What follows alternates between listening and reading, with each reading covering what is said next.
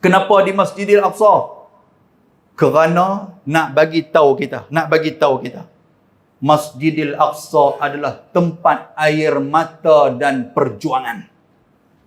Pasal apa tempat air mata dan perjuangan? Kerana Nabi Muhammad sebelum di Isra' dan di Mi'rajkan, Nabi Muhammad bermain dengan air mata. Pasal apa tuan-tuan? Kerana disebut Amul Huzni, tahun kesedihan. Sebelum daripada Nabi Muhammad dibawa oleh Allah Subhanahu Wa Taala, Nabi Muhammad dua berita yang tidak menggembirakan Nabi. Yang pertama, bapa saudara Nabi meninggal, Abu Talib. Peristiwa yang kedua apa tuan-tuan?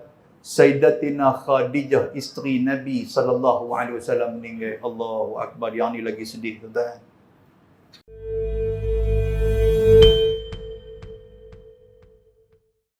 Bismillahirrahmanirrahim. Assalamualaikum warahmatullahi wabarakatuh. Baik, kita bercakap mengenai Isra' wal Mi'raj. Memang seperti yang disebutkan Fadil Ustaz Fahmi sebentar tadi, kalau di pondok-pondok, saya belajar di pondok, antara dia saya belajar di pondok Syekh, pondok Ar-Rahmaniyah Syekh, Tuan Guru Haji Saleh Syekh, dan pernah juga di Fatani pun pernah. Kami akan membacakan kitab Kifayatul Muhtaj. Itu nama kitab tu, Kifayatul Muhtaj, karangan Syekh Daud Al-Fatani. Dia baca kitab Kifayatul Muhtaj tu berkenaan dengan Isra' wal Mi'raj. Banyak hari kami baca, daripada kulit ke kulit, satu kami baca. Kitab dia nipis saja, tapi banyak hari kami baca. Dalam kitab tu menceritakan detail bagaimana peristiwa sebelum dan peristiwa yang sedang dan peristiwa yang selepas daripada Isra' wal Mi'raj. Macam-macam. Dalam tu cerita mengenai Sidratil Muntaha ni bagaimana, yang kata daun ataupun disebut sebagai sidrah itu bagaimana Nabi naik langit yang pertama, yang kedua, yang ketiga, yang keempat, siapa Nabi berjumpa, dan bagaimana perumpamaan itu. Yang tu baca dulu tuan-tuan sekalian. Kalau kita baca malam ni sampai dekat Nabi naik ke langit, lepas tu tak ada nak turun, kita balik lah. Kan? Sebab tu kita tak boleh hurai panjang sangat. Saya nak ambil orang kata pemahaman ayat saja. Cerita tentang Isra' wal Mi'raj ini, nombor satu, kita sebut tentang makna dulu. Ada orang kata Isra' Mi'raj, ataupun macam kami sebelah utara tu, kalau ceramah macam ni, mereka tak panggil ceramah, mereka panggil baca Mi'raj, mereka panggil. Di sini wallahu alam lah. Kalau kata ramai-ramai ni ada apa? Ada baca Mi'raj. Baca Mi'raj. Dia dekat-dekat dengan padang maksirat bunyi pun. Kan? Baca Mi'raj itu orang kampung dululah. Sebenarnya bukan baca Mi'raj, tetapi Mi'raj perkataan tu.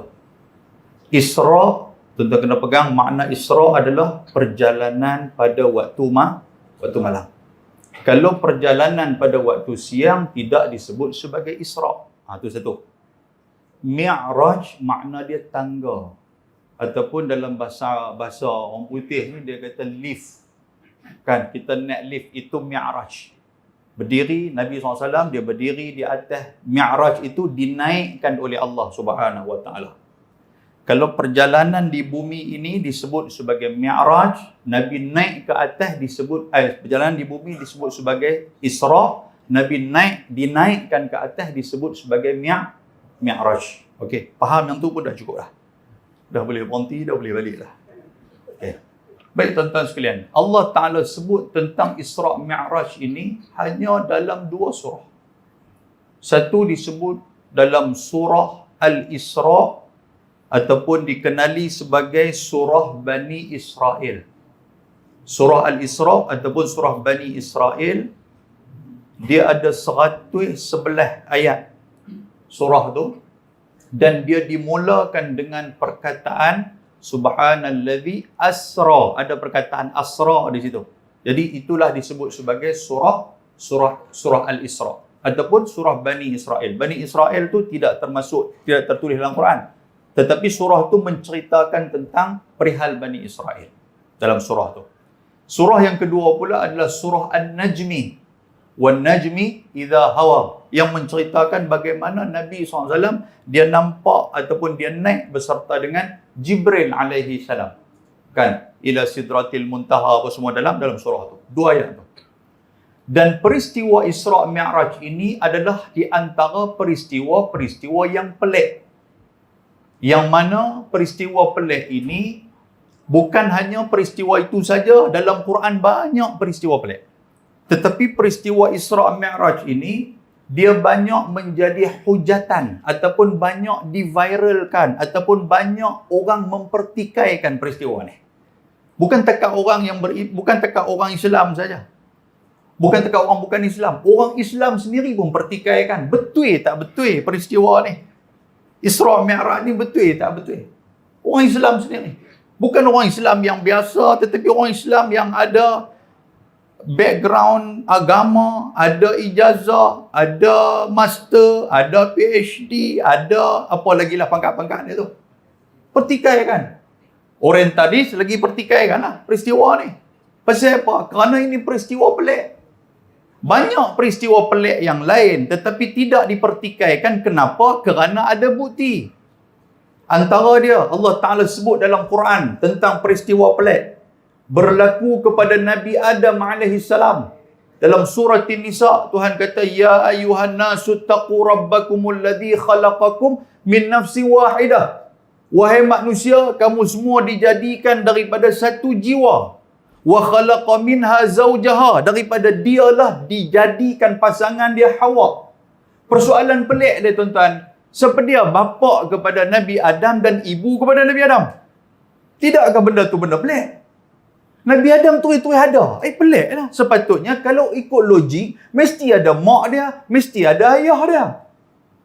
Tapi benda tu tidak menjadi pertikaian. Pasal apa? Pasal Nabi Adam ada tak ada? Ada.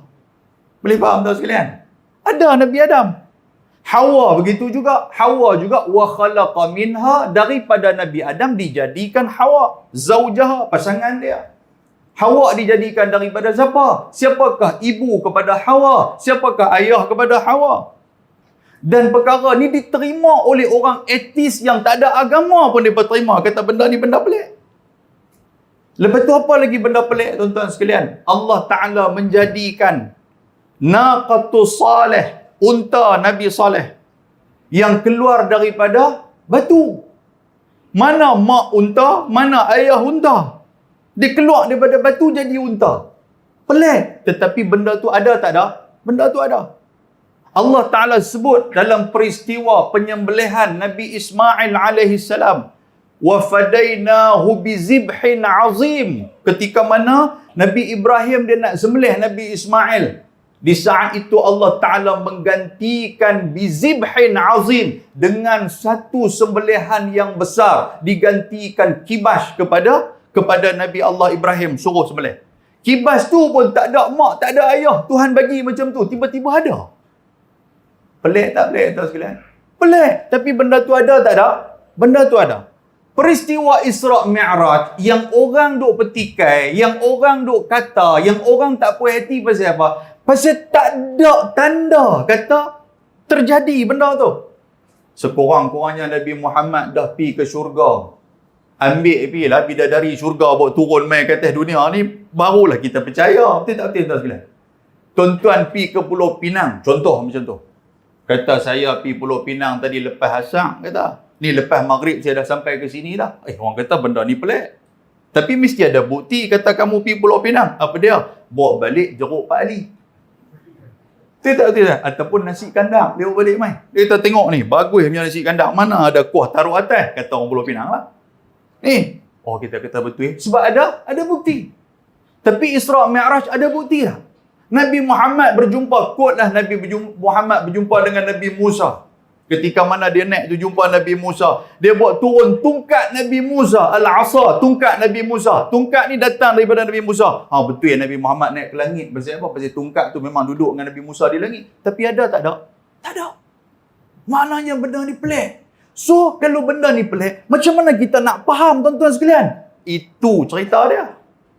Kita faham menerusi ilmu. Sebab tu Allah Ta'ala menceritakan mula-mula ayat daripada surah Al-Isra. Tuhan menggunakan kalimatut tanzih ataupun kalimatut tasbih, maha suci Allah ataupun subhana.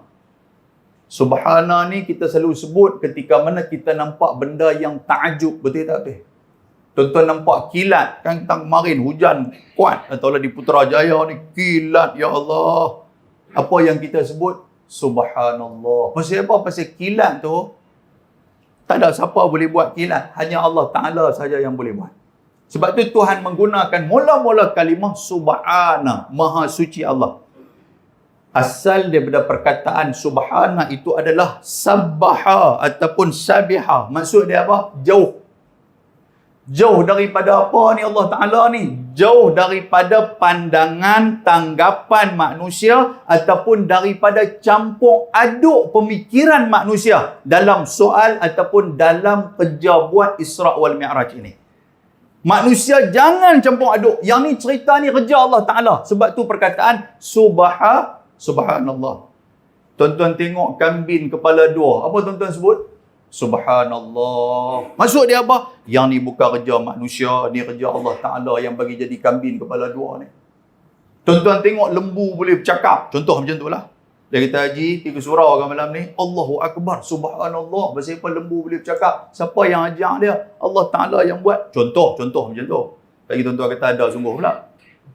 Lepas tu apa lagi tuan-tuan sekalian? Jadi benda-benda yang ta'ajub menyatakan bahawasanya Allah Ta'ala yang buat. Begitu juga peristiwa Isra' wal Mi'raj. Tuhan nak abang apa? Wahai manusia, cerita Isra' Mi'raj ni jangan langsung kamu campur aduk dengan pemikiran kamu. Jangan kamu anggap apa-apa. Kerana apa? Ini semua adalah kerja aku. Iaitulah perbuatan aku, kuasa aku. Bila kuasa Allah Ta'ala, maknanya apa tuan-tuan? Nabi Muhammad nak pergi ke mana-mana sekalipun, kita pasti akan beriman kerana itu kerja Allah Ta'ala. Kita takkan pertikaikan lagi. Sebab itulah Isra' Mi'raj perlu ditinjau melalui ilmu. Dan dengan ilmu inilah yang mendatangkan iman. Iman ni maksud apa? Percaya kepada peristiwa ini. Dan benda inilah yang telah terlekat di hati Sayyidina Abu Bakar As-Siddiq radhiyallahu ta'ala anhu. Bila Abu Jahal tanya dia, Abu Jahal ni tuan-tuan sekalian, dia ni memang jenis orang suka bangun subuh. Abu Jahal ni, dia bangun awal. Kan? Jadi kalau kita tak bangun subuh, kita ni lebih teruk pada Abu Jahal. Betul? Abu Jahal, ketika mana Nabi SAW sampai, Nabi sampai tak siang lagi, tapi Nabi duduk di Makkah waktu tu. Perjalanan balik Nabi tu. Sambil Nabi duduk fikir ni, macam mana aku nak cerita kepada orang, kata semalam aku di Isra' dan aku di Mi'rajkan oleh Allah. Abu Jahal sudah lalu.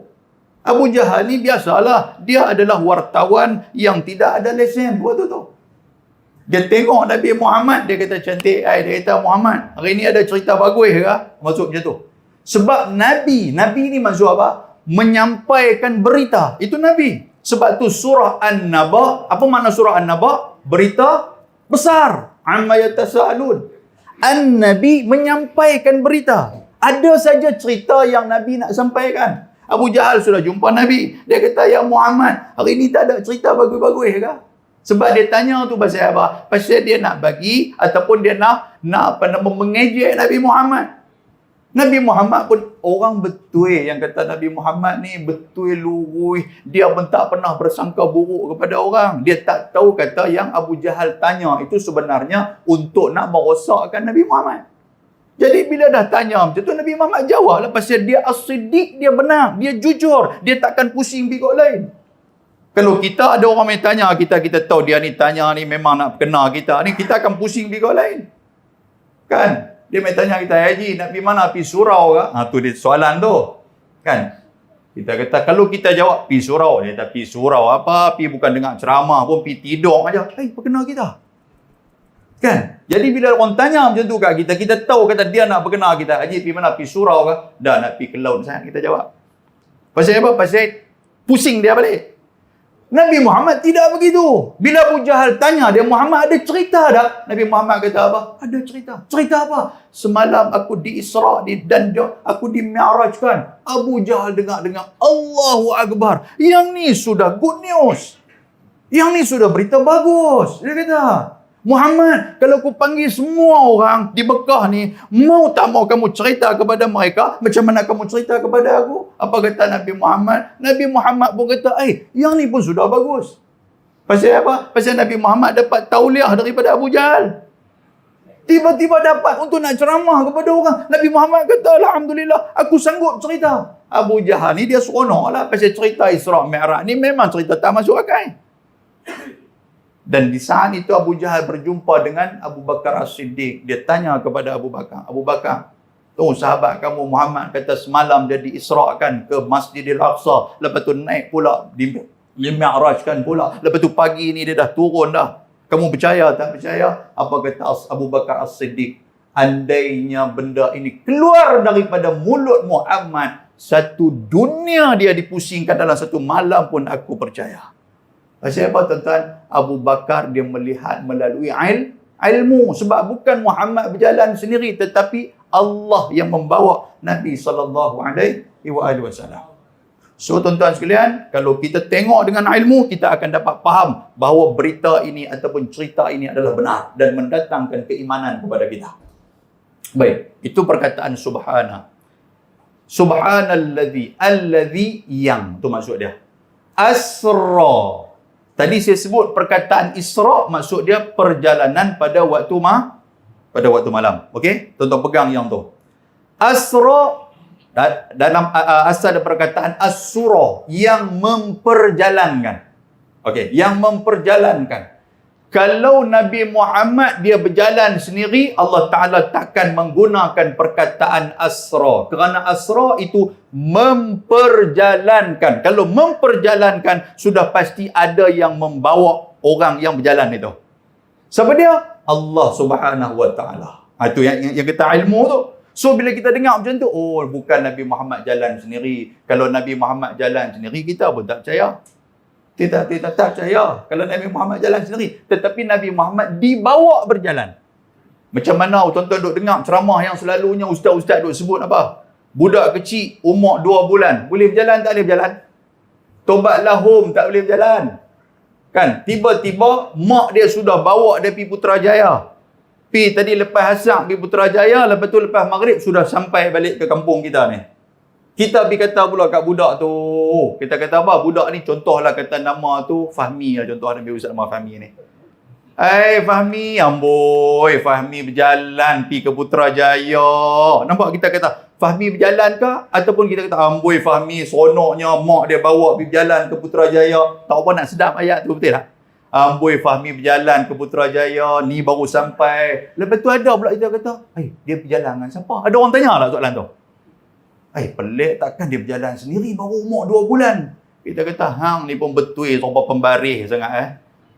Dia berjalan tu maksud dia diperjalankan oleh ibu dia ataupun ayah dia. Tu maksud dia. Tapi kita menggunakan perkataan apa? Kita menggunakan dia berjalan sendiri. Seolah-olah macam dia berjalan sendiri. Kita guna perkataan tu. Tapi sebenarnya dia diperjalankan. Sama macam Nabi SAW. Bukan Nabi berjalan sendiri. Kalau Nabi berjalan sendiri, Abu Bakar pun tak percaya. Kalau Nabi berjalan sendiri, yang lain pun tak percaya. Tetapi Nabi diperjalankan oleh Allah Subhanahu Wa Ta'ala. Okey, itu perkataan yang kedua. Saya ringkaskan. Pasal masa saya janji tuan-tuan pukul 9 saya nak berhenti. Betul tak betul? Kalau pukul 12 mungkin saya boleh hurai lagi. Pukul 9 kita berhenti insya-Allah. Lepas tu, asra, perkataan malam. Berjalan pada waktu malam. Asra bi'abdihi akan hambanya. Ba tu ba ma'ah. Ma'ah ni maksud ma'ahu bersama. Bersama dengan hamba dia. Kenapa Allah Ta'ala menggunakan perkataan hamba? Itu soalan dia tuan-tuan sekalian. Kenapa Allah Ta'ala tidak menggunakan perkataan bi Muhammadin? Boleh tak boleh? Boleh. Kenapa Allah Ta'ala tidak menggunakan perkataan binabiyyin? Subhanalladzi asra binabiyyin. Nabi dia. Muhammad. Ataupun birasulihi. Kenapa tidak menggunakan perkataan tu? Kenapa tidak menggunakan perkataan biruhihi? Pasal apa? Kerana perkataan abdun itu yang pertama ada dua unsur. Satu jasmani, yang kedua rohani.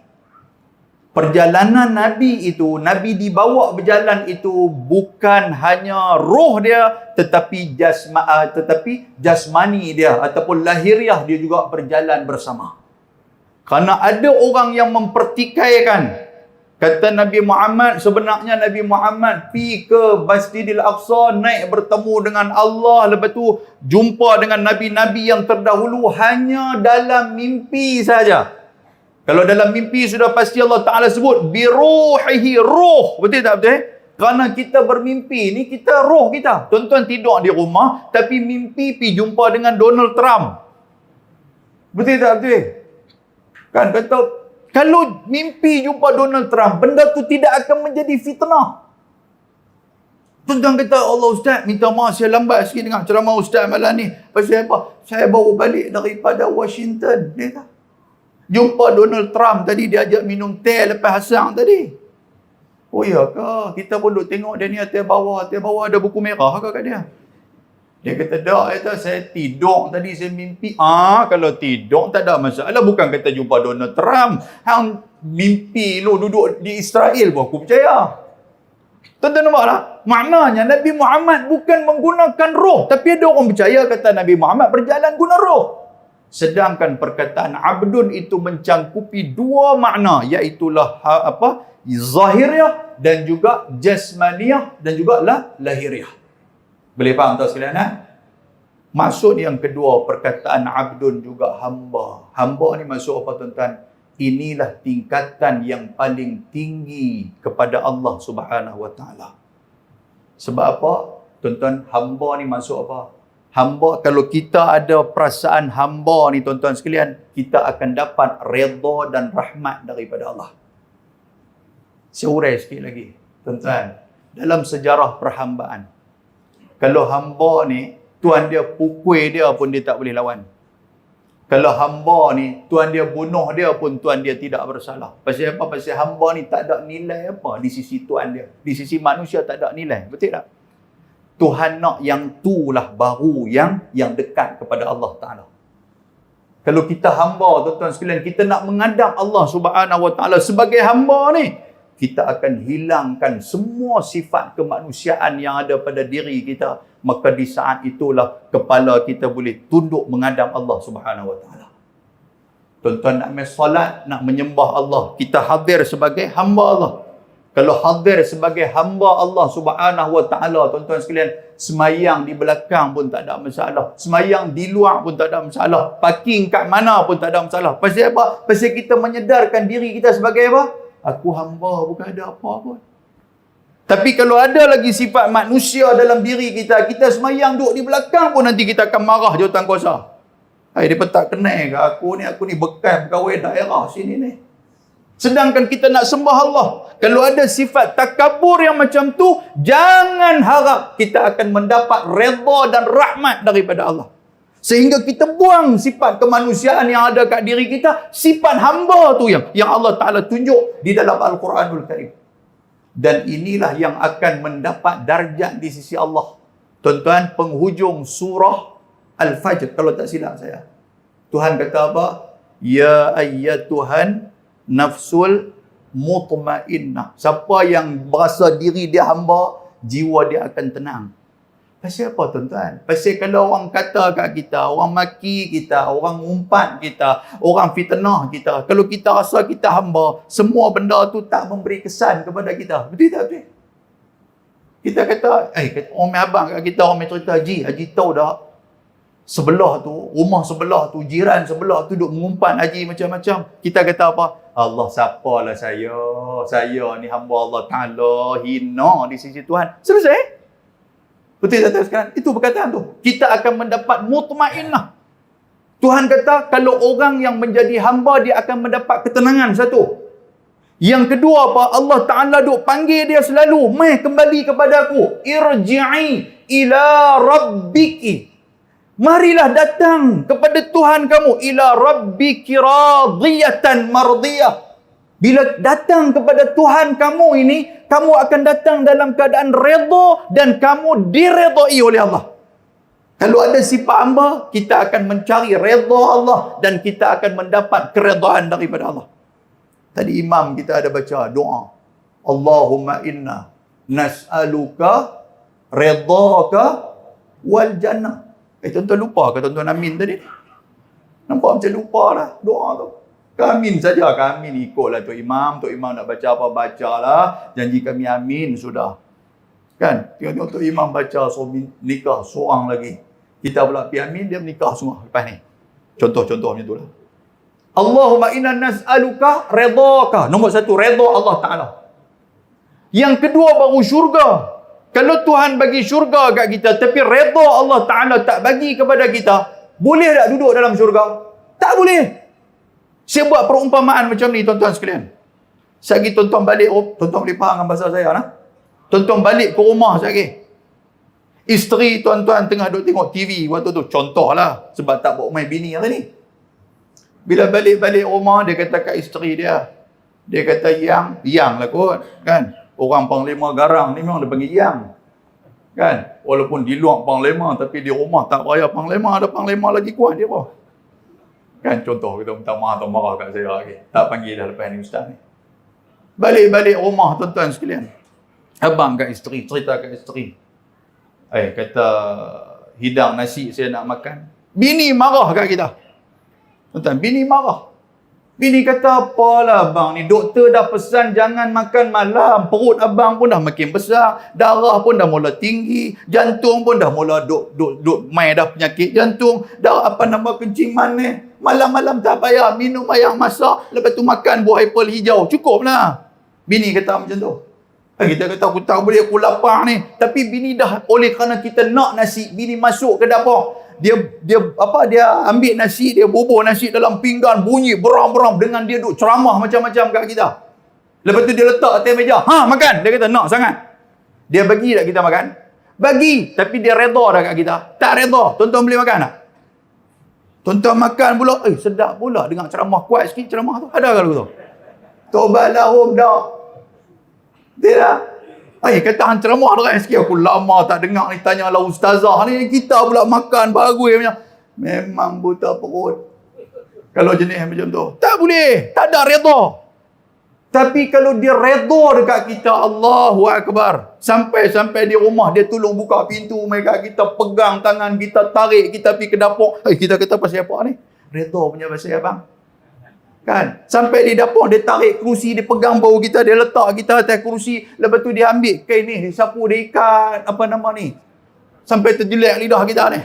Borok je dia. Dia kata, abang duk Zat, dia ambil lauk apa semua, dia letak, okay, abang makan. Lepas tu dia letak kepala dia lepas tu kat kita. Tuan-tuan boleh makan, tak boleh makan? Mesti boleh. Mungkin tertelan dengan pinggan lagi. Makan, pinggan pergi mana? Duk dalam perut dah. Pasal apa? Redha punya pasal. Tuan-tuan nampak dah? Kalau dapat syurga tapi redha tak dapat nak buat apa. Dan benda ni lah yang diminta oleh Rabi'atul Adawiyah. Dia ni satu tokoh Zuhdiyah, satu tokoh tokoh ahli sufi perempuan. Yang dia minta kepada Allah, ya Allah, kurniakan kepada aku syurgamu dan redamu, ya Allah. Andainya engkau tidak redha kepada aku, kurniakan api neraka kamu kepada aku dan dalam keadaan redha kamu kepada aku. Berani doa tu kalau saya baca sekali tuan-tuan amin. Saya baca, ya Allah, kurniakan neraka-Mu kepadaku, ya Allah, kepada kami, ya Allah. Agak-agak tuan-tuan nak amin tak? Dia kata jangan doa amin, masuk neraka semua mampu kita. Allahu Akbar, tabarakallah. Redha. Siapa yang redha? Hamba Allah Ta'ala redha kepada dia. Irji'i, kembalilah kamu ila rabbiki radiyatan mardiyah. Fadkhuli fi ibadi, wahai hambaku, masuklah kamu ke dalam syurga. Wadkhuli jannati, masuklah kamu dalam syurga, wahai hambaku. Sebab tu Tuhan guna perkataan hamba. Perkataan hamba juga. Macam mana nak jadi hamba Allah, Ustaz? Ada 3 kriteria hamba Allah. Yang pertama, kita ni kepunyaan Allah. Kita kepunyaan Allah. Yang kedua, apa yang ada pada diri kita adalah kepunyaan Allah. Tu. Yang ketiga apa tuan-tuan sekalian, kita akan buat apa yang Allah Ta'ala suruh, kita akan tinggalkan apa yang Allah Ta'ala larang. Itulah hamba, sistem hamba kepada Tuhan dia. Hamba ni walaupun dia ada lembu, dia ada apa, tapi oleh kerana dia hamba, Tuhan dia akan ambil semua harta hang aku punya. Tuhan dia kata, memang dia tak boleh nak bertikai apa lah. Kalau ada sifat hamba atas dunia ni kepada diri kita, tuan-tuan sekalian, maka kita akan mendapat keredaan daripada Allah Subhanahu Wa Taala. Yang ni yang kita minta ni. Sebab tu nafsu ni dia ada macam-macam. Disebut sebagai nafsul mutmainnah, ada nafsul mardiyah. Kita nak dapat yang tu. Jadi berdoa banyak-banyak kita kepada Allah Subhanahu Wa Taala. Baik. Tuhan sebut, tuan-tuan faham nah? Subhanallazi asra. Okey, subhanallazi asra bi'abdihi. Sebelum tu, lepas daripada asra bi'abdihi, menjalankan hamba dia, maknanya Nabi Muhammad pergi dengan roh dan juga jasad. Selesai. Ayat yang lain Allah Ta'ala cerita kepada Nabi Muhammad. وَمَا جَعَلْنَا الرُّؤْيَا الَّتِي أَرَيْنَاكَ إِلَّا فِتْنَةً لِلنَّاسِ. Muhammad, apa yang kami tunjukkan kepada kamu ini akan menjadi fitnah kepada manusia. Itu tanda yang kedua. Kata Nabi Muhammad, berjalan ataupun diperjalankan menggunakan roh dan juga jasad. Bila Nabi Muhammad cerita kepada orang jadi fitnah. Fitnah ni maksud apa? Orang tidak percaya. Dia akan menjadi satu fenomena. Orang akan kata Muhammad ini berbohong. Kalau orang dia melihat dalam keadaan tidak ada ilmu. Kalau dia melihat dalam keadaan ada ilmu, maka dia akan percaya dan beriman kepada Nabi SAW. Okey, seterusnya ayat tu. Subhanallazi asra bi'abdihi laila. Betul tak perkataan tu? Lailan. Lailan ni zarf. Zarf zaman, iaitulah waktu. Tuan-tuan, saya sebut kepada tuan-tuan tadi, asra tu makna apa? Perjalanan pada waktu malam. Pasal apa Allah Ta'ala letakkan pula perkataan Laila pada waktu malam untuk kali kedua? Betul tak tuan sekalian? Macam kita bercakap lah. Kata Haji nak pi musafir Pulau Pinang pukul berapa? Kita kata saya nak bermusafir di Pulau Pinang selepas Isya pada waktu malam. Ada sebut macam tu lah. Kalau kita sebut selepas Isya, orang akan kata lepas Isya tu siang ke malam? Malam, tuan-tuan sekalian. Sebab apa nak guna lagi perkataan saya akan bermusafir ke Pulau Pinang selepas Isya dan pada waktu malam. Depa kata tu Haji ni ahli falsafah mana ni? Nampak tak? Dalam ayat ni menceritakan sebegitu. Maha suci Allah yang memperjalankan akan hamba dia pada waktu malam. Pada waktu malam, Laila. Ada perkataan Laila pula di situ. Pasal apa? Menurut mufassir, antara dia Profesor Dr. Quraish Shihab. Kenapa Tuhan meletakkan perkataan Lailan ataupun zaraf di situ? Pasal apa? Kerana untuk menghadkan bahawasanya perjalanan itu bukan satu malam, bukan setengah daripada malam, tetapi sekelumit daripada malam perjalanan itu terjadi. Boleh faham tuan? Sekelumit itu maksud apa? Sebentar saja benda tu. Sehingga kan ada riwayat, tapi riwayat ni didhaifkan oleh beberapa para ulama. Nabi ni ketika mana ada beberapa tempat yang Nabi di Isra' dan di Mi'rajkan, antara ada di rumah Ummu Hani. Ummu Hani, tuan-tuan sekalian, rumah Ummu Hani. Ummu Hani ni siapa dia? Dia ni kak kepada Abi Talib, kak kepada Ali. Dan dia anak kepada Abi Talib. Nabi duduk di situ. Ada ulama lain kata Nabi diisra'kan ketika itu Nabi duduk dekat dengan Mekah, dekat dengan Kaabah. Jadi, bila Nabi balik daripada Nabi di Mi'rajkan, Nabi pergi pegang tempat yang dia duduk sebelum dia dibawa oleh malaikat tadi, Nabi masih lagi merasa kepanasan tempat duduk dia. Maknanya perjalanan tu lama ataupun sebentar? Sebentar. Macam saya duduk atas kerusi ni, tuan-tuan sekalian. Saya bangun pergi bilik ayam, saya balik main. Saya pegang-pegang kerusi ni, panas ke sejuk? Kalau rasa panas, maknanya saya kencing tak banyak. Kalau saya balik ni, sejuk. Rupanya dengan berak-berak apa semua dalam tu. Faham tak tuan sekalian? Sebab itu perkataan Laila tu. Sebab tu nak kena melihat daripada segi ilmu dan beriman kepada Allah. Kita kata, Ustaz takkan sat je Ustaz. Tuan-tuan, bagaimana kita lihat kepada sirah, bagaimana peristiwa yang terjadi pada zaman Nabi Allah Sulaiman alaihi salam. Ketika mana manusia dia sedang berdialog dengan jin ifrit yang ingin membawa istana Balqis. Kan cerita dia macam tu. Jin ifrit kata apa? Sekelumit mata kamu ni, kamu tak sempat bangun, aku dah bawa mai dah. Yang kata apa istana tu. Tiba-tiba manusia kata apa? Kalau kamu ni, kamu tak dan pejam mata, tak sempat nak buka mata, istana tu akan ada depan ni. Siapa yang bawa ni tuan-tuan? Allah Subhanahu wa taala. Tuhan Nabi Sulaiman itulah Tuhan Nabi Muhammad sallallahu alaihi wasallam. Tuhan Raja Balqis itulah Tuhan Nabi Muhammad sallallahu alaihi wasallam. Dan Tuhan Nabi Muhammad itulah Tuhan kita pada hari ini. Maknanya percaya tak percaya tuan-tuan? Percaya kalau berdasarkan kepada ilmu Allah Subhanahu wa taala. Boleh nak? Baik. Selesai perkataan Laila. Laila ni maksud dia malam. Ramai anak tuan-tuan buah nama anak Laila, baguslah. Cuma jangan buah nama Majnun sudah lepas tu. Ada juga pasal duk tengok cerita Hindustan banyak sangat. Dia duk tengok cerita cinta Taj Mahal punya pasal dia dapat anak kembang 2 orang. Hak perempuan dia buah nama Laila, hak lelaki buah nama Majnun. Hak kacau. Laila Majnun. Tuan-tuan tahu makna Majnun apa dah? Junun ni maksud apa? Gila. Dan ni satu doa. Dah kita dah terlajak ni, saya pesan kepada tuan-tuan.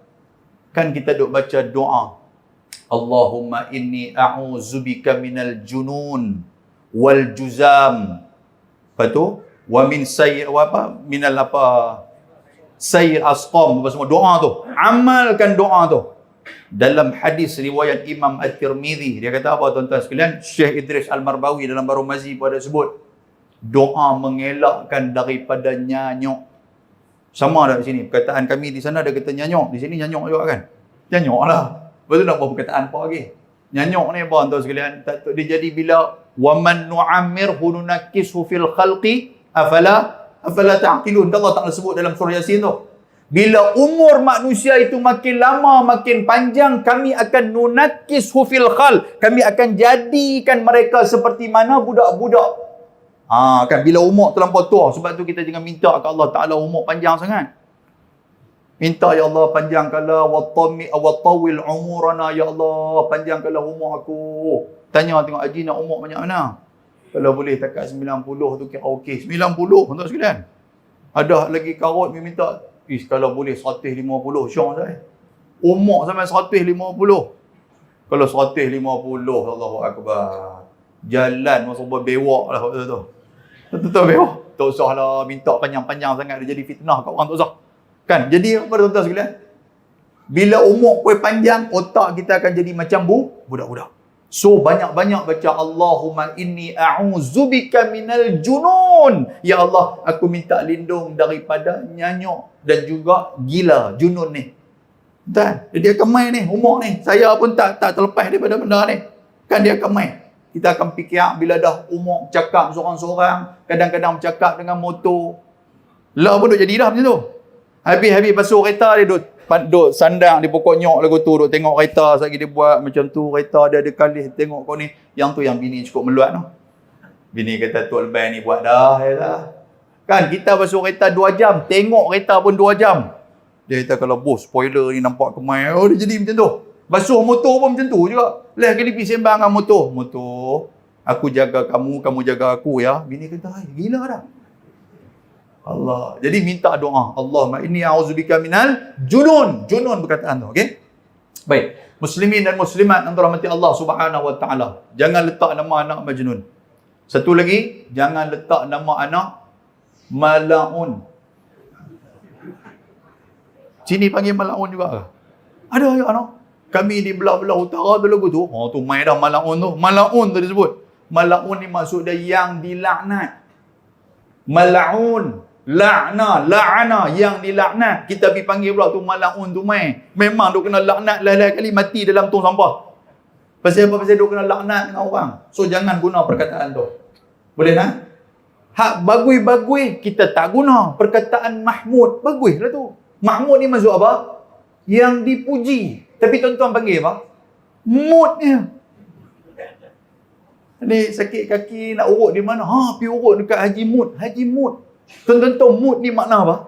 Mood ni kalau dalam bahasa Arab, dia digunakan untuk nak menimbang dan juga nak bagi bayang fidyah tu.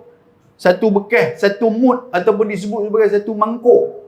Jadi kalau panggil tuan-tuan panggil Pak Lang mud, tok mud, maknanya tok mangkuk. Bila dia bawa mangkuk, kita kata hayun. Itulah mangkuk hayun. Tu nama tu cukup penting tuan sekalian. Amboi, nama dah cantik Mahmud lah. Duk panggil mud, buat apa? Kan Allahu Akbar, tabarakallah. Baik, muslimin dan muslimat yang dirahmati Allah Subhanahu wa taala. Kita ada 10 minit lagi. Kemudian Allah Taala sebut minal masjid. Tu perkataan tu. Masjid ni maksud apa tuan-tuan? Maksud dia tempat sujud. Masjid ataupun dalam bahasa Arab dia kata ma'bad. Ma'bad ni tempat sembah. Tempat kita beramal ibadah. Kenapa Allah Ta'ala menggunakan perkataan masjid? Pasal apa tak guna perkataan yang lain? Amal ibadah kita ni sujud saja ke? Bukan. Kalau sujud saja, bolehlah guna perkataan masjid. Pasal asal pada perkataan ismul makan ataupun isim tempat itu, masjid itu tempat sujud. Betul tak betul? Kita ada tempat berdiri. Semayang kita berdiri ada tak? Ada. Kenapa tidak? Diri dalam bahasa Arab dia kata qiyam ataupun qam. Berdirilah kamu. Kalau kata tempat berdiri disebut sebagai maqam. Sebab itulah tuan-tuan sekalian, maqam Ibrahim dekat dengan Kaabah tu, yang tu bukan maqam kubur yang kita kata tu, itu tempat berdirinya Nabi Ibrahim. Sebab tu disebut sebagai maqam. Pasal apa? Di sini tidak disebut sebagai maqam. Kan? Orang berkata, Ustaz malam ni ceramah di mana? Ceramah di Maqam Al-Ja'far. Mesti sebut Masjid Al-Ja'far. Betul tak betul kan? Kalau sebut maqam, apa salahnya? Bukan maqam tu kubur. Dah, maqam tu tempat berdiri. Duduk dalam semayang ada tak duduk? Duduk dalam perkataan Arab dia kata apa? Jalasa. Kalau dia jadi tempat duduk disebut sebagai majlis. Pasal apa surau kita tak sebut sebagai majlis? Pasal dalam semayang pun ada majlis. Lepas tu apa lagi tuan-tuan? Rukuk. Dalam perkataan bahasa Arab disebut sebagai raka'ah. Kalau tempat rokok disebut sebagai marka'. Mim rokab marka'. Itu kena sebut elok. Kalau belah utara dia panggil mangka'.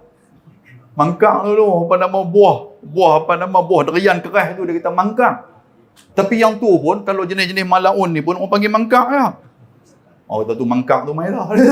Mangkak tu main dah kan. Tuan-tuan sebut perkataan tu tak elok, tuan-tuan jangan ambil tu. Ambil hak elok sudahlah saya malam ni. Sayangnya kita ceramah ni hak banyak hak elok kita ceramah. Hak tak elok dia ambil. Kan? Jumpa Ustaz Papi, Ustaz Mangkak semalam duduk di mana? Ustaz Mangkak bagi kat saya. Kacau juga. Okey, baik. Muslimin dan muslimat yang dirahmati Allah. Masjid. Pasal apa guna perkataan masjid? Kerana sujud. Apa makna sujud tuan-tuan? Sujud ni makna dia yang pertama sekali tunduk, patuh, taat dan juga sifat kebersamaan. Betul tak? Tuan-tuan apa keturunan sekalipun, panglima ke, pahlawan ke, keturunan sultan ke, raja ke, tuan-tuan letak dai tuan-tuan dimulia di tempat yang kita pijak. Betul tak? Semua orang sama aja. Mana ada orang beza-beza.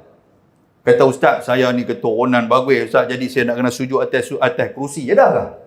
Tak ada. Saya nak kena sujud atas meja. Pasal apa? Keturunan ayah saya bangsawan dulu Ustaz. Tak ada. Hang siapa pun, hang tetap sujud di tempat yang sama. Pasal apa? Masjid itu adalah tempat semuanya sama. Tidak ada sifat ananiyah, sifat keakuan tu tidak ada. Tetapi sifat jamaah kebersamaan itu ada. Kerana tu Allah Ta'ala sebut perkataan masjid. Masuk dalam masjid, kita semua sama. Warna apa pun tak kira. Masuk dalam masjid, warna semua sama. Masuk dalam masjid, bendera semua sama. Masuk dalam masjid, akidah semua sama. Tidak ada beza-beza, tuan-tuan sekalian. Sebab itulah, dia tak boleh. Kalau masjid ni kita nak guna atas diri kita. Sebab tu Tuhan kata, wa annal masajida lillah. Ketahuilah, masjid tempat kamu sujud itu Allah Ta'ala yang punya. Fala tad'u ma'allahi ilahan. Janganlah kamu berdakwah ataupun jangan kamu nak jadikan masjid itu hak milik seseorang. Tak boleh. Boleh faham tuan sekalian? Bukan milik jawatan kuasa. Jawatan kuasa ni sampai waktu dia pergi lah. Ganti orang lain pula. Bukan milik tok imam, bukan milik pengurusi, bukan milik siapa-siapa. Tetapi milik Allah Subhanahu Wa Ta'ala. Bila sampai masa mereka akan pergi. Maksud dia apa? Orang lain pula berganti mereka. Siapa punya masjid? Allah Subhanahu Wa Taala. Kalau tuan-tuan pegang macam tu, tak puas hati kat jawatan kuasa pun, maknanya tuan-tuan tetap akan hadir ke masjid. Pasal apa? Kerana aku hadir bukan kerana jawatan kuasa, tetapi kerana Allah. Masjid itu Allah Ta'ala yang punya. Boleh faham tuan sekalian? Siapa saya sebut jawatan kuasa tu nampak macam duk jegir mata kat saya? Siapa? Tak puas hati. Jangan orang tahu tu. Saya tak tahu, tak ada siapa duk cerita apa-apa kan? Kita kadang macam tu, tuan-tuan sekalian. Betul tak? Tak puas hati kat kawan tu, tak puas hati kat Tok Siak, tak puas hati kat Tok Bilal, tak puas hati kat Tok Imam, tak puas hati kat pengurusi, tak puas hati, tak pergi masjid tu. Rugi tak rugi? Yang hantar pergi tu rumah Allah, bukan rumah mereka. Mereka bukan tidur di situ. Lelah jawatan kuasa masjid, pakai buat bilik dalam surau ni seorang satu, mereka tidur di sini. Mereka buat tak buat? Ustaz ni, mulut ni lagi tak balik kot. Amboi buat cakap pandai pula. Kan? Allahu Akbar, tabarakallah. Muslimin dan muslimat dirahmati Allah. Tuan-tuan, saya cuba nak kompreskan ni. Sebab janji pukul 9. Baik. Allah Ta'ala sebut Masjidil Haram. Al-Haram ni maksud apa tuan-tuan? Haram ni maksud dia adalah dihormati. Di mana Al-Haram itu, iaitu di Makkah Al-Mukarramah. Makkah tu disebut sebagai Al-Haram. Boleh faham? Tuan-tuan kalau pi ke sana, jangan tuan-tuan terkejut.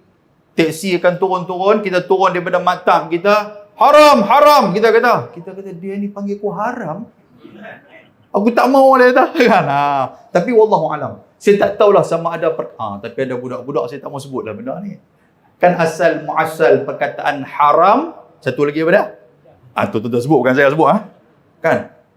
Yang tu orang kata Judah, asal daripada Judah. Judah ni mana tuan-tuan sekalian? Judah ni iaitu daripada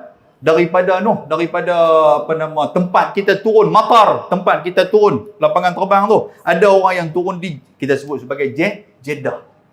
Jadi perkataan tu lah, orang yang pergi haji bawa balik yang tu. Bukan bawa balik hak bagus, kadang-kadang bawa balik duk atas kapal terbang. Haram, hak tu. Dia sebut tu. Jadi sampailah kepada kita di sini, perkataan yang sama kita dah sebut itu. Kacau sungguh lah. Kan? Maksud dia, Al-Haram itu maksud apa? Yang dihormati. Baik, di mana? Masjid. Satu. Allah Ta'ala sebut ilal masjidil aqsa, di masjid yang jauh. Masjidil Haram ke masjid yang jauh. Baik. Muslimin dan muslimat yang dirahmati Allah Ta'ala. Tuan-tuan, apa hikmah dia yang kata masjid ke masjid? Masjidil Aqsa, saya sebut sikit kepada tuan-tuan sekalian. Sebab intipati kita yang tu antara dia. Kenapa kita patut mempertahankan Masjidil Aqsa? Kenapa kita patut mempertahankan? Di mana Masjidil Aqsa? Di Palestin. Masjidil Aqsa ni tuan-tuan, yang pertama sekali kita tahu bahawasanya dia merupakan tempat yang disebut sebagai tempat pilihan Allah Ta'ala. Tuan-tuan sebut tadi kan, Asra, Allah Ta'ala yang bawa Nabi Muhammad. Bukan Nabi Muhammad yang pergi. Nabi Muhammad tak pilih pun. Jibril, kita nak pergi mana ni? Kita nak pergi jumpa Allah. Okey Jibril, lalu kok Masjidil Aqsa tu, kita lama tak pernah tengok masjid tu. Adakah Nabi Muhammad minta request? Tak ada. Allah Ta'ala yang bawa. Faham? Jadi yang pertama, tempat itu adalah pilihan Allah Subhanahu Wa Ta'ala. Dan yang kedua, tuan-tuan sekalian, Allah Ta'ala bawa Nabi Muhammad untuk pergi ke Masjidil Aqsa itu di Palestin itu juga kerana untuk nak menyatakan tentang kebenaran Isra' wal Mi'raj. Pasal apa? Ketika mana Nabi Muhammad balik pergi cerita kepada kaum dia, kata semalam aku diisra'kan daripada Mekah ke Masjidil Aqsa. Apa yang mereka jawab? Mereka kata, sif lana ya Muhammad. Kalau betul kamu pergi ke Masjidil Aqsa di Palestin, sifatkan kepada kami macam mana bentuk Palestin, macam mana bentuk Masjidil Aqsa. Boleh faham tak sekalian? Yang pertama. Jadi Nabi Muhammad pun dia berasa berat sangat waktu tu. Sehingga Allah Ta'ala menghadirkan satu gambaran di fikiran Nabi Muhammad. Nabi Muhammad duk boleh sebut tempat ni, tiang ni banyak macam ni, dinding dia macam ni. Dia kata, betul. Dia kata. Nampak tak sekalian? Dan yang kedua, pasal apa? Kerana Al-Aqsa ataupun Palestin adalah tempat yang selalu orang Arab rajin pergi. Orang Arab rajin pergi sana. Kalau pergi sana, tuan-tuan sekalian, dia akan jadi satu kemegahan. Jadi megah. Macam tuan-tuan lah, kalau di Selangor ni, tahu mana tempat yang tuan-tuan rasa hebat? Sunway Lagoon lah. Dah no. Tak tahu lah kat mana. Macam kita Pulau Pinang lah. Pulau Pinang ni kalau tak pergi Bukit Bendera, contohnya tu lah. Kan bila tuan-tuan pi berjalan di Pulau Pinang, orang tanya, Haji, Bukit Bendera pi tak? Tak pi. Allah Haji, kalau tak pi Bukit Bendera macam tak pi Pulau Pinang. Betul tak betul tuan-tuan? Macam tu lah. Macam kita pi Mekah lah. Kalau pi Mekah tu, tiba-tiba kacang cerdik kita tak beli. Sopan kan tak pi Mekah. Padahal kacang cerdik itu tuan-tuan sekalian di Malaysia pun belum. Betul tak? Pergi beli di sana. Dia kata ni kacang cerdik ni beli di Mekah. Dia kata ni makan ni kokok jadi cerdik. Cerdik apa? Bangla yang pergi jual di sana. Nampak tak? Maknanya tempat tu. Jadi Nabi Muhammad dibawa ke Palestin tu nak cerita apa? Ni wahai orang Arab. Nabi Muhammad pergi tempat kamu ni. So tergambar di fikiran Nabi Muhammad. Oh jadi tergambar di fikiran orang Arab. Muhammad macam dia disebut-sebut. Betul lah. Sedangkan zaman tu tuan-tuan sekalian WhatsApp pun tak ada. Zaman tu kamera apa pun tak ada. Zaman tu tak ada siapa pun poster bawa ke surat pun tak ada. Tak ada zaman tu. Macam mana Nabi Muhammad boleh cerita? Nampak tak? Kebenaran Isra' wal Mi'raj itu yang pertama. Dan yang kedua tuan-tuan sekalian. Kenapa Nabi SAW di-Isra' dan di-Isra'kan di Palestin? Kerana Allah Ta'ala nak menunjukkan bahawasanya itulah kiblat yang pertama umat Islam sebelum berpindah ke Masjidil Haram.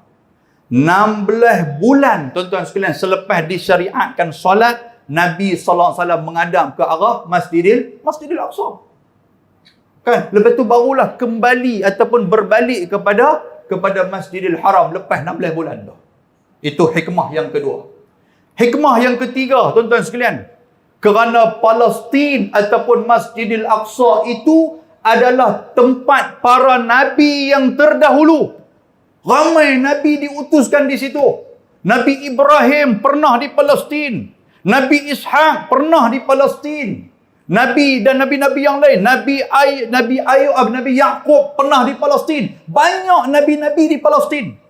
Maknanya Nabi Muhammad pun akan dibawa ke situ.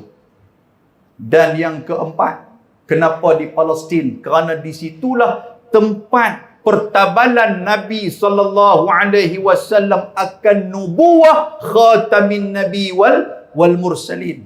Pertabalan Nabi. Dah Nabi-Nabi yang terdahulu dah ada Nabi Adam, Nabi apa semua. Bukankah Nabi Muhammad dia solat di Masjidil Aqsa? Bila dia solat di situ, dia jumpa tak semua para Nabi duduk ada dalam tu? Nabi jumpa. Dan para Nabi pula, Jibril kata Muhammad dipersilakan jadi imam. Menunjukkan apa? Itu satu penghormatan dan pertabanan kepada Nabi Muhammad untuk menjadi Nabi akhir zaman. Tidak ada Nabi selepas daripada Nabi Muhammad SAW. Baik, muslimin dan muslimat yang dirahmati Allah. Lepas itu pula, kenapa di Masjidil Aqsa? Kerana nak bagi tahu kita, Masjidil Aqsa adalah tempat air mata dan perjuangan. Pasal apa tempat air mata dan perjuangan? Kerana Nabi Muhammad sebelum di-Isra' dan di-Mi'rajkan, Nabi Muhammad bermain dengan air mata. Pasal apa tuan-tuan? Kerana disebut Amul Huzni, tahun kesedihan. Sebelum daripada Nabi Muhammad dibawa oleh Allah Subhanahu Wa Taala, Nabi Muhammad dua berita yang tidak menggembirakan Nabi. Yang pertama, bapa saudara Nabi meninggal, Abu Talib. Bila dapat bapa Nabi meninggal, tuan-tuan, Nabi kata apa dalam sebuah hadis riwayat Imam Muslim? Nabi kata, "Ayya ammi qul la ilaha illallah kalimatan uhajulaka biha indallah." Wahai pak saudara, sebutlah la ilaha illallah. Inilah kalimah yang kau perlukan di sisi Allah. Tapi bapa saudara Nabi tidak menyebut kalimah tu. Nabi berasa sangat tuan-tuan sekalian. Kalau bahasa saya dia kata galat sangat, tahu galat. Galat ni berasa mengkelan. Mengkelan tu bahasa saya ya. Bahasa apa? Bahasa terkilan. Tu jumpa dah perkataan Dewan Bahasa dan Pustaka. Bahasa terkilan. Bahasa tak masuk Islam. Tuan-tuan, kita ni, kalau ada kawan-kawan, kita berkawan dia dengan dia bukan orang Islam. Contoh dia macam tu. Tapi dia daripada kecil duk berkawan dengan kita. Cuma kita putih, dia agak kelam sikit. Kan? Dia mungkin nak orang India ke apa. Contoh macam tu lah. Tapi dia duk berkawan dengan kita sekolah sekali. Lepas tu bila waktu petang kita pergi mengaji Quran, dia pun ikut pergi mengaji Quran. Mak dia suruh pergi mengaji. Mak dia kata ni mutu pergi ikut Ali pergi mengaji. Pergi mengaji juga. Sampai Tok Guru mengaji pun duk tengok dia ni pasal apa. Nampak senja satu macam ni. Gelap satu macam. Sampai dia boleh bahasa Jawi, boleh bahasa Quran ni dia boleh bahasa. Cuma dia tak memeluk Islam saja. Tiba-tiba bila dia meninggal, tuan-tuan, kita terkilan tak? Allahu Akbar, kata mutu ni, ya Allah, aku kenal dia dulu ni. Bahasa Jawi, dia boleh baca surah Jawi, dia boleh baca Quran ni, dengar Fatihah, dia boleh perbetui siapa salah. Tapi sayangnya bila dia meninggal, dia tidak sebut la ilaha illallah. Kita rasa terkilan tak, tuan-tuan? Terkilan. Macam tu juga Nabi Muhammad. Pak saudara dia jaga dia. Abu Talib jaga dia, mempertahankan dia. Tiba-tiba Abu Talib meninggal, tidak menyebut kalimah la ilaha illallah. Terkilannya Nabi SAW. Allahu Akbar. Nak abang apa, tuan-tuan? Hidayah Allah itu amat mahal. Innaka la tahdi man ahbabta. Muhammad, kamu tak boleh nak bagi hidayah kepada orang yang kamu sayang. Walakinnallaha yahdi man yasha. Allah Ta'ala akan bagi hidayah kepada sesiapa yang dia kehendaki. Maksud dia apa, tuan-tuan? Kita tak boleh nak ajak orang mai ke surau. Tuan-tuan yang hadir, ramai-ramai ni, tuan-tuan yang hadir malam ni ke surau ni. Ini adalah hidayah daripada Allah. Tak ada siapa pun paksa tuan-tuan sekalian. Jawatan kuasa pun tak bagi, tak mengugut tuan-tuan pun. Ada ke diugut ke? Siapa yang tak hadir ke surau, tak dapat dah beras minggu depan. Ada ke? Tak ada pasal. Hadir ni pasal apa? Hidayah Allah. Kalau tak hadir pun, itu hidayah Allah. Kenapa? Macam mana Tuhan tak bagi kita hadir? Yang penting apa, tuan-tuan? Bukan hak kita nak bagi hidayah kepada orang. Tetapi kita hanya menyampaikan jalan untuk nak menemui hidayah daripada Allah. Satu. Peristiwa yang kedua apa, tuan-tuan? Khadijah.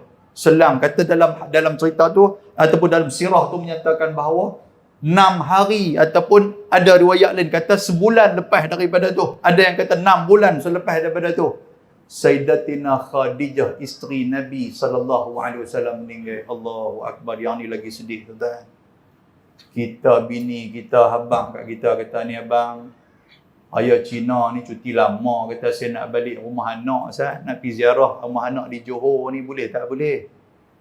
Kita kata apa kat dia, tuan? Berapa lama? 2 bulan. 2 bulan kita kata. Balik-balik, kalau dia pergi betul 2 bulan, kita balik-balik tak ada orang lah. Oh tuan-tuan, bini tak ada ni kacau. Tapi bini ada yang tu yang kita duk bergaduh dengan dia, betul tak? Marah dekat dia. Dia demam, tuan-tuan sekalian, duk batuk waktu tidur. Kita marah dia. Apa yang batuk kat abang ni? Pergi tidur di luar. Tidur di luar.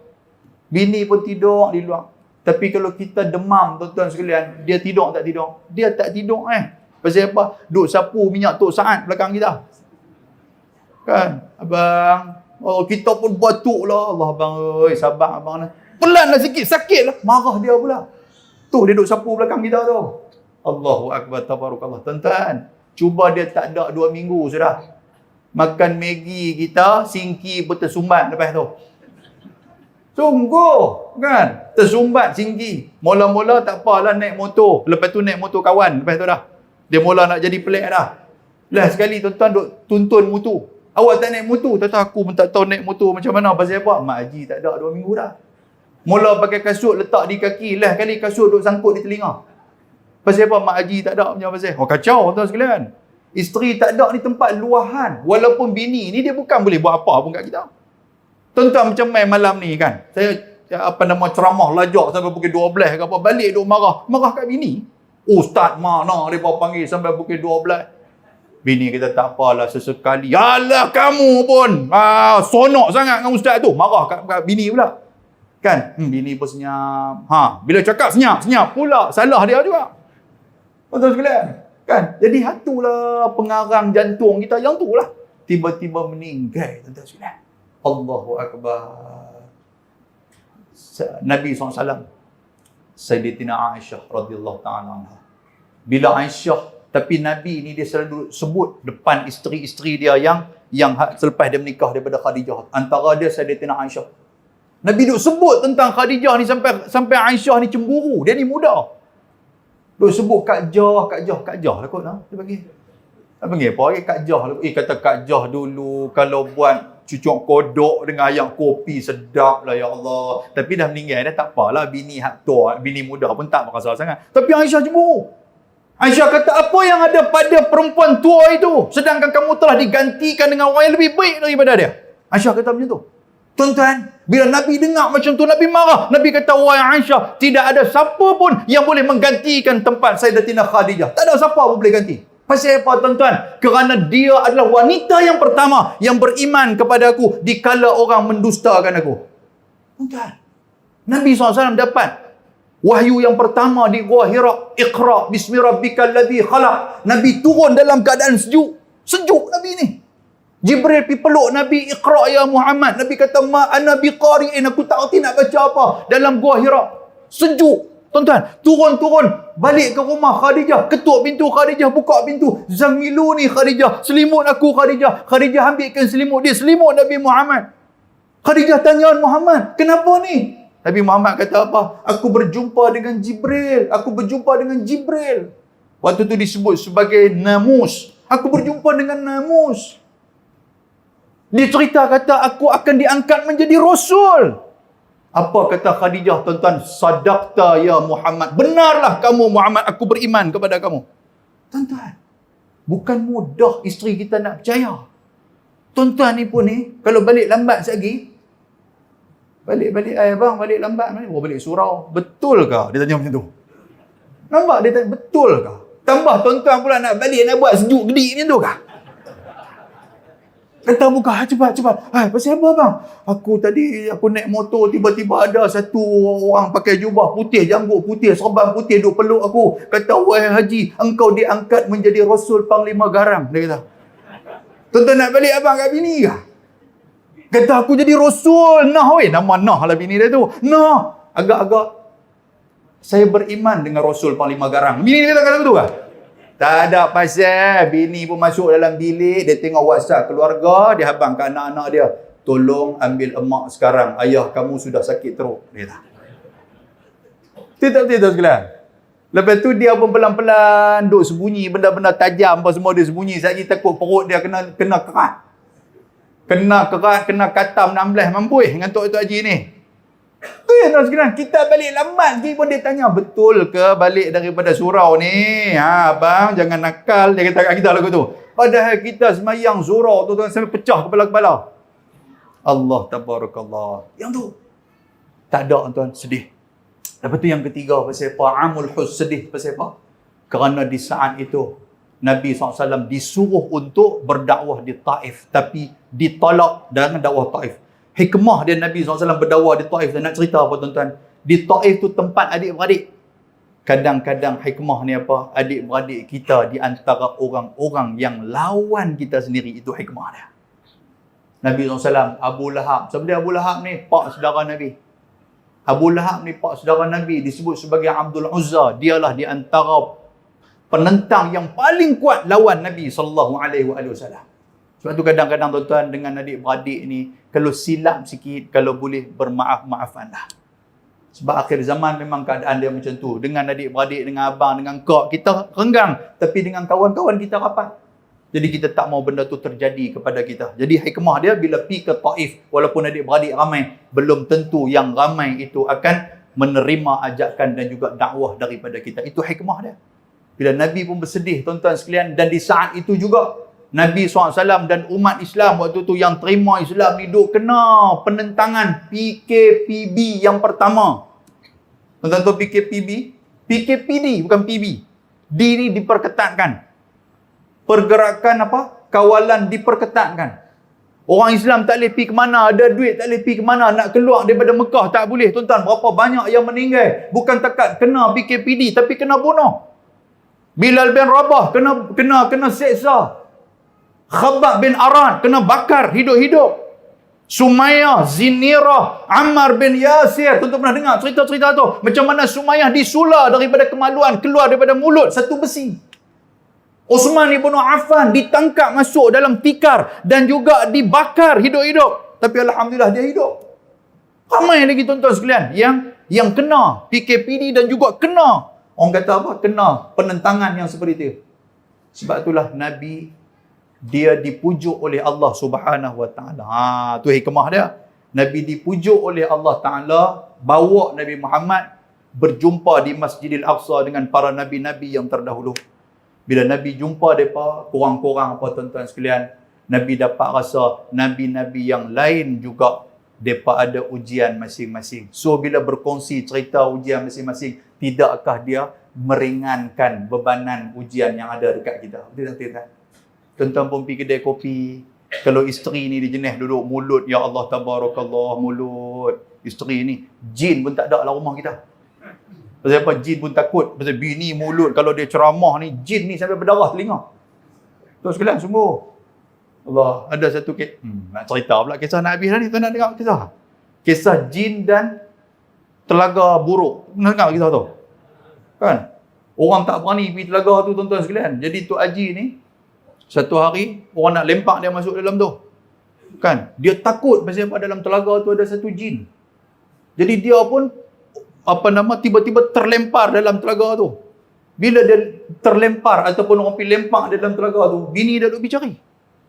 Bila bini dia cari, tuan-tuan sekalian, cari, jumpa dia dalam telaga tu. Lepas tu orang tanya, ada jumpa jin? Tak jumpa. Pasal apa? Pasal bini aku pergi, dia kata dengan jin-jin tu berlari daripada telaga tu.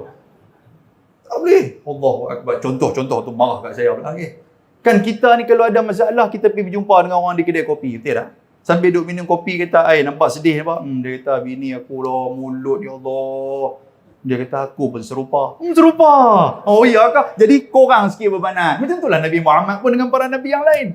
Korang sikit bebanan. Jadi, lepas tu dia dibawa pula bertemu dengan para Nabi yang diberi ujian. Langit pertama, langit kedua, langit ketiga. Sampailah berjumpa dengan Nabi, berjumpa dengan Allah Azza wa Jalla. Itu di antara hikmah dia. Dan antara hikmah di Palestin.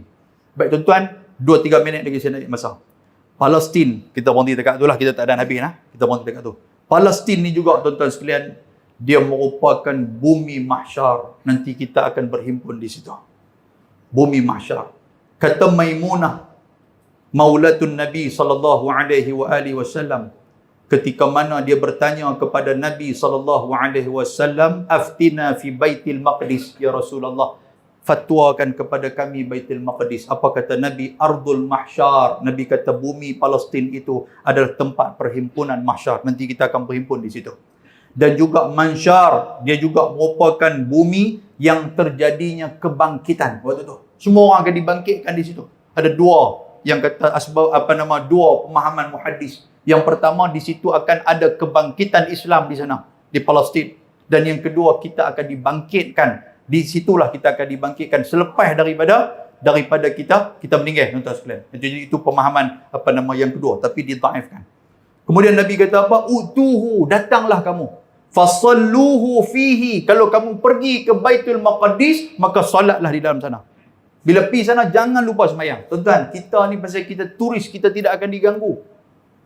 Papa Israel takkan kacau kita. Yang dia duk kacau orang Palestin saja. Pasal apa dia tak kacau kita? Itu siasah, itu politik mereka. Mereka akan tunjukkan kepada orang luar, kata, kamu datang ke sini aman, tak ada masalah. Betul tak? Kalau kita pergi ke sana, kita pergi umrah, ziarah, kita balik-balik main. Kata Haji, boleh masuk Masjid Al-Aqsa? Boleh, kata boleh sembahyang, tak ada apa.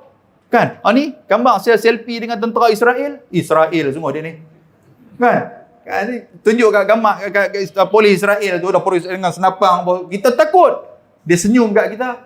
Selfie. Kita tak tahu apa dia. Selfie. Oh, come on. Dia pun, kita pun tangkap gambar selfie. Kita balik main cerita apa ustaz. Duk cerita macam-macam. Kata tentera Israel teruk lah apa bagai. Kita ada apa pun dengan saya ni nampak ni. Saya selfie gambar. Tak ada apa pun. Kan? Siap dia nak cium muka saya lagi tentera Israel. Cuma saya tak bagi dekat dia. Dia kata, supaya saya bukan geng kunyit. Dia kata. Tuan-tuan nampak tak? Pasal apa? Itu siasah. Macam orang lah, kalau jiran, kita duk bergaduh dengan jiran kita. Kita pergi cerita kat orang, jiran aku teruk. Tiba-tiba satu hari kawan kita datang rumah kita. Dia parking depan rumah jiran kita. Dia dengan jiran kita buka pintu. Pergi mana? Pergi rumah sebelah. Oh ya kah, saya nak parking sini boleh? Boleh, tak ada masalah, sila. Jadi bagus pula. Jadi, kawan kita sudah cakap dekat kita. Dia kata apa? Dia kata, hang kata jiran hang teruk. Okey je, aku sembang okey je. Nampak? Siapa yang salah? Kita ke jiran kita? Nampak tuan sekalian? Itu siasah. Dia nak abang kata apa? Kalau dia tidak buat baik kepada turis, macam mana dia nak jaga negara Palestin? Itu yang kata perangai orang Palestin Yahudi ni. Dengan orang luar, dia cuba buat baik. Supaya kita bawa balik cerita, kata apa? Israel cukup bagus. Itulah yang dikatakan kalau orang-orang pergi. Jadi kita boleh pergi tuan-tuan sekalian. Semayang dalam tu. Dan Nabi kata apa? Ketika mana Maimunah dia tanya Nabi, dia kata, ya Rasulullah, Fa inna salatan fihi, Nabi kata sesungguhnya semayang di dalamnya ka'alfi salatin fi ghairih, kamu dapat pahala seperti mana 1000 kali kamu semayang di tempat-tempat yang lain. Tuan sekalian, semayang di dalam Masjidil Aqsa 1000 kali kita semayang di tempat-tempat yang lain. Okey? Kemudian Maimunah dia tanya, ara'aita illam astati' an tahammala ilaih, ya Rasulullah, macam mana kalau kami tak mampu nak pergi, kan kami tak mampu, duit pun tak ada ya Rasulullah, macam mana?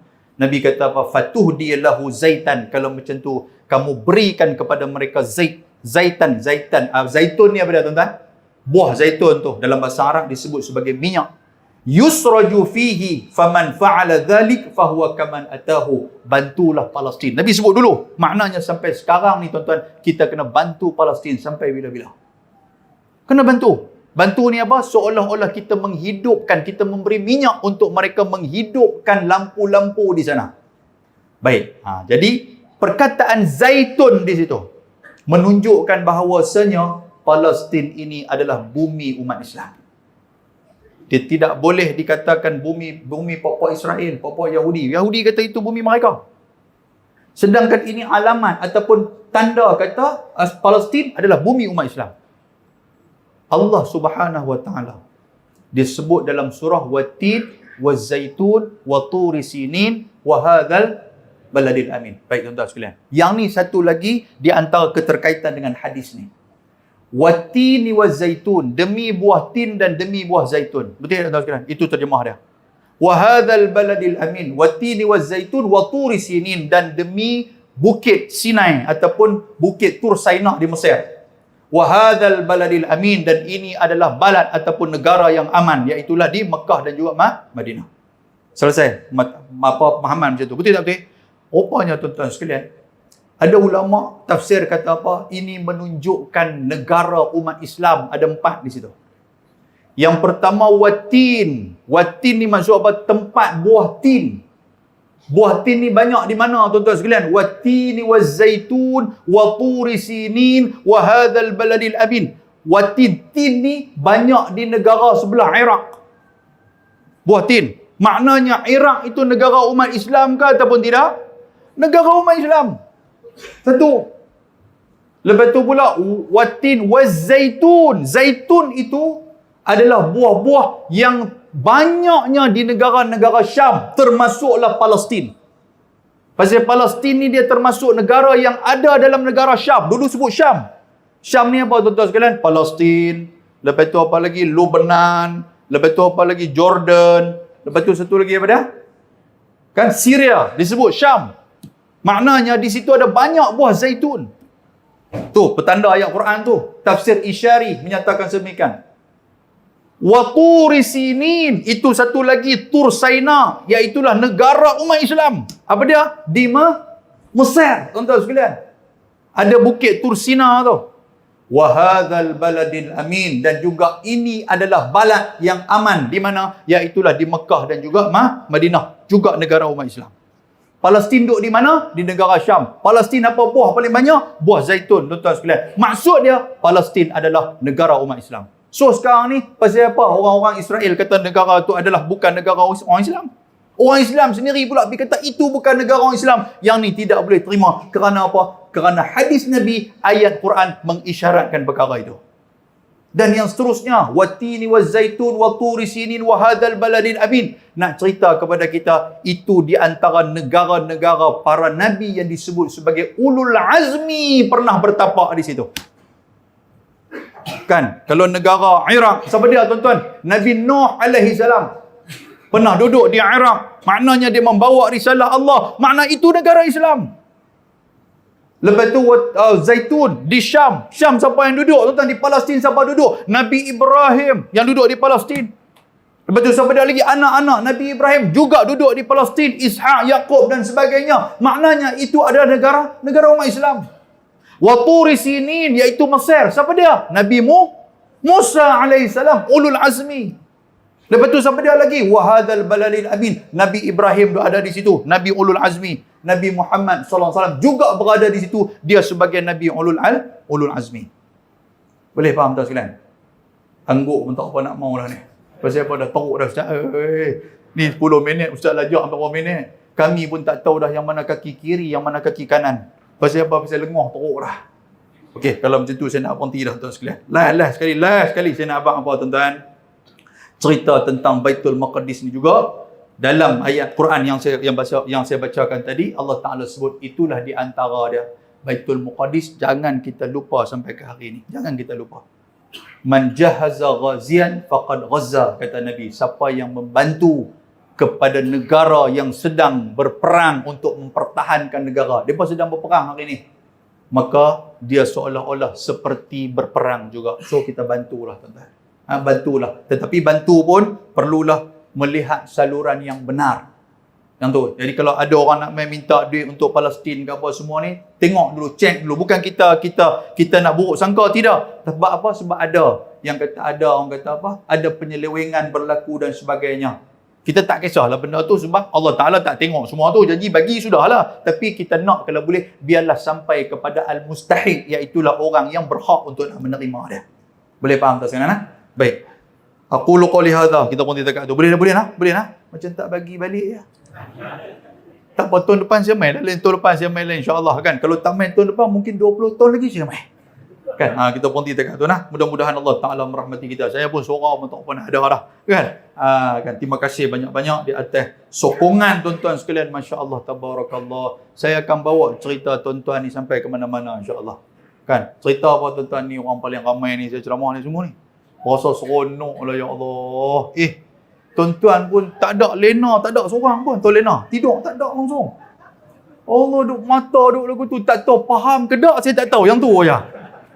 Dulu di Pulau Pinang, saya pernah ada lagi cerita sikit lagi. Ni lah. Tuan-tuan, di Pulau Pinang dulu, saya kuliah Zuhur bulan Ramadan, kan? Saya pun dia panggil saya, tuan-tuan faham lah kalau kuliah Zuhur bulan Ramadan macam mana? Kan? Ustaz pulun ceramah sampai nak putus orang tengkuk ni, hak depan ni dia tidur juga, terangkat kaki-kaki. Betul tak tuan sekalian? Oh, tak. Saya pun, kebetulan saya pergi, ada depan saya ada 20 orang. Pakai baju hitam, kolor merah, mata duk jegel macam tu kat saya. Saya ceramah apa semua ni tuan-tuan. Tanya, faham ke tak? Buat kerin ni. Saya buat lawak, senyum pun tak. Saya kata okey lah. Saya duk ingatkan staff depan ni, staff hospital Pulau Pinang lah. Kan, waktu Zuhur tu. Sebab saya buat lawak pun tak gelak, saya tanya pun tak angguk, saya kata. Habis cakap, siapa mereka ni? Oh, mereka ni Bangladesh, Ustaz. Bangladesh, kata kat saya. Patutlah pun hampa dia jegel mata macam tu. Mereka kata kami nak tidur pun kami tak faham. Mereka kata kami nak jawab pun kami tak faham. Jadi saya harap tuan-tuan yang ada di hadapan saya bukan Bangladesh. Kan? Pasal tak tidur. Selalunya orang Melayu ni tidur. Nama pun Melayu. Tidur lah tuan sekalian. Dengar ceramah panjang macam ni pula. Lepas tu tak ada siapa pun saya tengok tuan-tuan pergi bangkit, pergi keluar. Aku nak kencing, nak terberak. Tak ada. Kau tuan-tuan pakai kencing atas kapet masjid ni dah. Ya Allah. Allahu Akbar, tabarakallah. Mudah-mudahan Allah Ta'ala merahmati kita semua tuan-tuan sekalian. Kan? Aqulu qali hadha wa astaghfirullahal azim. Assalamualaikum warahmatullahi wabarakatuh. Bismillahirrahmanirrahim. Alhamdulillah. Salatu wassalamu ala Rasulillah wa ala alihi wa sahbihi wa man tabi'ahu wa nasarahu wa walah. Allahumma faqihna fid din wa 'allimna at-ta'wil wa hdina siratakal mustaqim. Rabbana atina fid dunya hasanah wa fil akhirati hasanah wa qina azaban nar. Wa sallallahu wa sallama alaihi walhamdulillahi rabbil alamin. Taqabbalallahu minkum.